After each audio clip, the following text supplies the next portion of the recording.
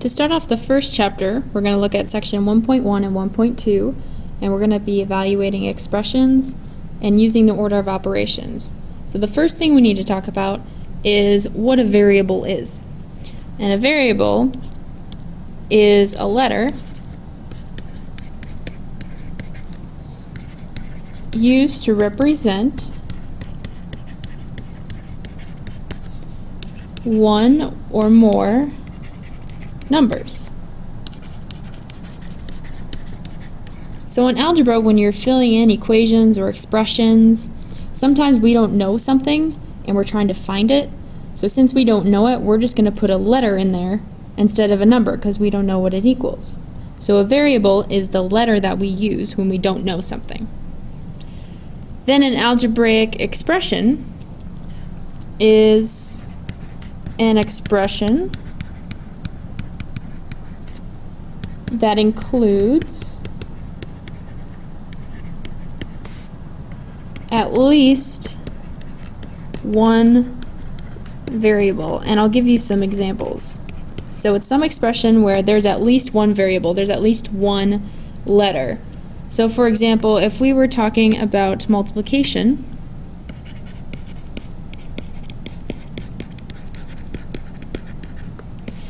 an expression would be like 5 times n.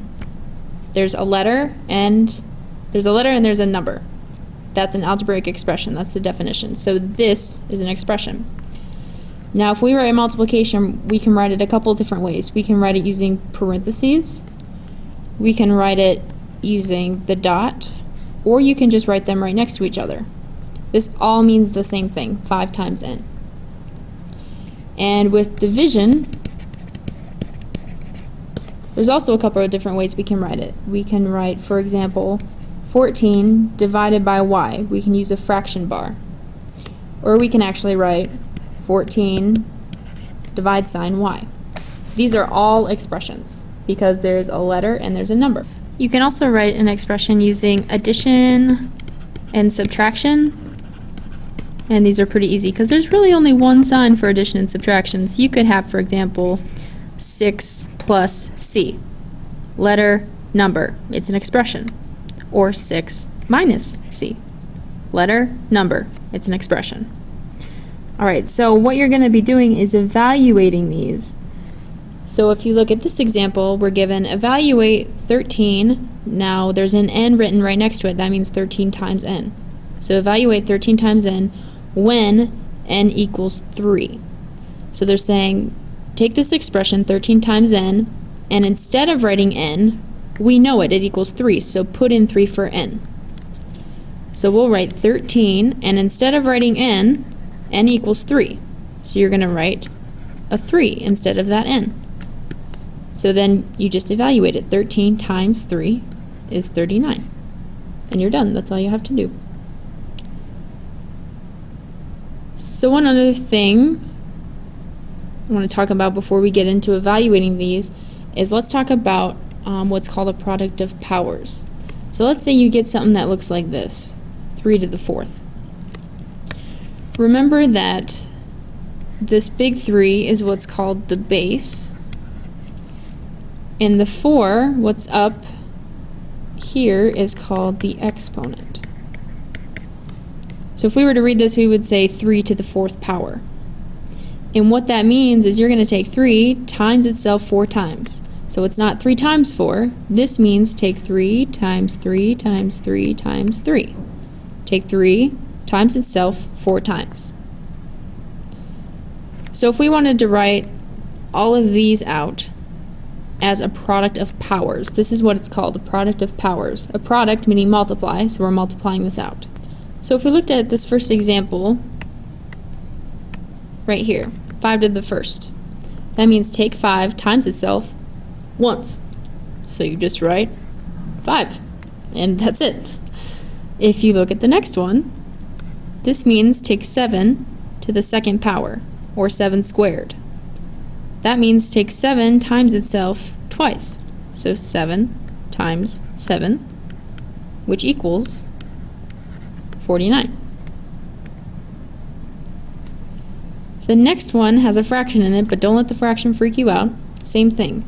You're going to take 1/3 times itself 3 times. So 1/3 times 1/3 times 1/3. And when we multiply fractions, just multiply straight across. So 1 times 1 times 1 gives you 1. And on the bottom, 3 times 3 times 3.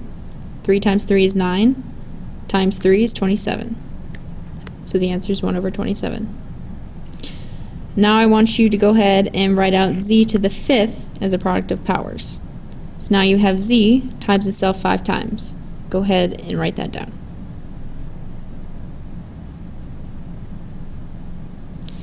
The other thing we need to review is order of operations, because when you're evaluating these expressions, there's going to be a lot of stuff.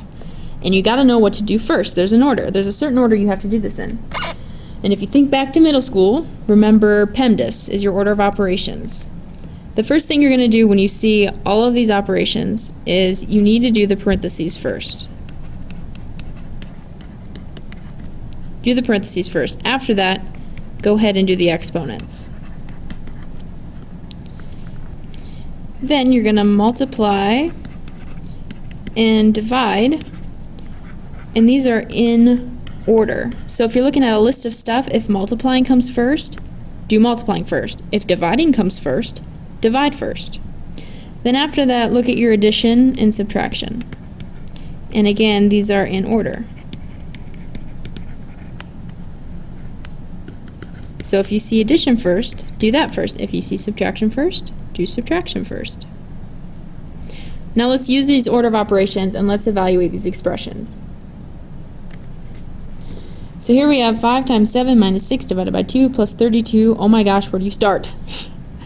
Use your order of operations. So first off, look if there's parentheses. There is no parentheses. Move on. Exponents. There's no exponents. Move on. Multiply and divide in order. So I'm going to start on my left side, and I'm going to do whatever comes first, multiplying and dividing. So here I have 5 times 7. I need to do that first. So 5 times 7 is 35. And if you need to, then write all the rest of this down. So minus 6 divided by 2 plus 32. Now if you look, I still have a divide here. So I need to do that because I'm doing multiplying and dividing. So I have 6 divided by 2 right here. So I write everything else down the same, 35 minus, and 6 divided by 2 is 3. And then write down plus 32. Then your last thing is addition and subtraction in order. So start from the left and go to the right. 35 minus 3 gives 32, and then you still have plus 32. And 32 plus 32 is 64. You're done. So you should always end up with one answer, just one number at the end. Let's do another one that has even more steps. Here you can see we have a lot of steps, and I'm going to show you kind of how to break this up. Remember, the first step in order of operations is parentheses. So you need to look at, here we have 2 sets of parentheses. We have these big brackets out here, and we also have these parentheses here. Now, whenever you have parentheses, these parentheses are telling you, hey, you need to do everything inside here before you move on. So we have to get everything inside here reduced before we move on to all this stuff out here. So start with the innermost parenthesis. So we're going to start with 2 plus 5 because this parenthesis is on the very inside. So I'm going to write down everything else. 62 minus 3. And then I have 2 plus 5, which gives me 7. And then close your parenthesis and write the rest of the stuff that's hanging out here. Then you need to stay in the parentheses. So you're still working in here. So if we look at our order of operations, we don't have any exponents, but we do have some multiplying. 3 times 7. So I'm going to write all this stuff down, and then do 3 times 7, which gives me 21. And then write down the rest of this stuff. Then I'm still working inside the parenthesis. So I do 62 minus 21, which gives me 41. Then write down the rest of this stuff.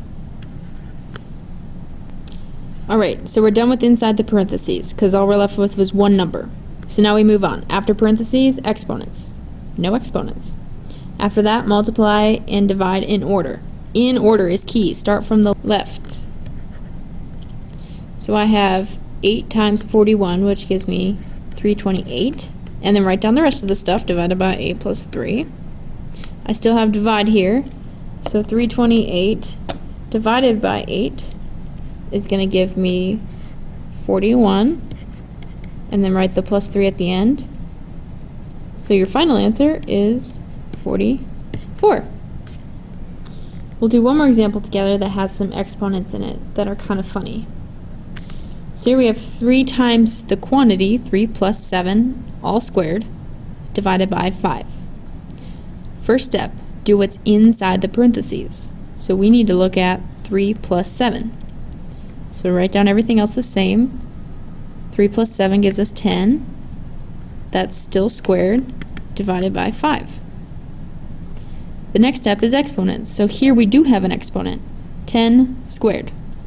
And 10 squared would be like 10 times 10, because you take 10 times itself twice, like we did above in the notes.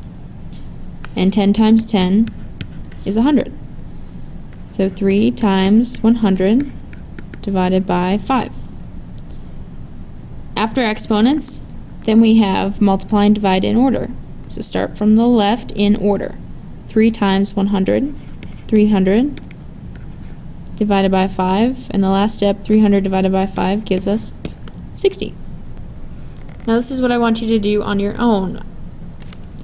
Here is a problem, 16 plus 5 times 35.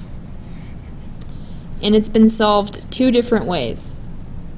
I want you to look at both of these ways and find out which one is wrong and where they made the error. Explain what happened, where they made the error, what went wrong. And then I also want you to do this one. Last thing we're going to do is evaluate expressions using the order of operations, but this time you're going to have the letters and you're going to have to plug in things for the letters. So in all of these problems, x equals 4, y equals 3, and z equals 2. So if we look at this first problem, A, we have 11 plus z to the third minus 2 times y. All you need to do is plug in these values for your letters. So we have 11 plus, instead of z, you're going to write 2 because z equals 2. And 2 to the third, don't forget that third, minus 2 times y equals 3, so you're going to write 3 instead of y. And then do your order of operations, just like we did above. So, parentheses, there's no parentheses. And exponents, we have one right here, 2 to the third. So that means 2 times 2 times 2. So 11 plus 2 times 2 times 2 is 8. Minus 2 times 3. Then we do multiply and divide in order. Multiply over here. There's no multiplication or division over here, so we have 2 times 3. So I have 11 plus 8 minus 6. And then add and subtract in order. I'm going to go up here. In order from left to right. So 11 plus 8, 19, minus 6. And 19 minus 6 leaves us with 13. That is your answer. So the last thing I want you to do in your notes is this problem in red using order of operations. So plug in your numbers for x and for z, and then use your order of operations to solve.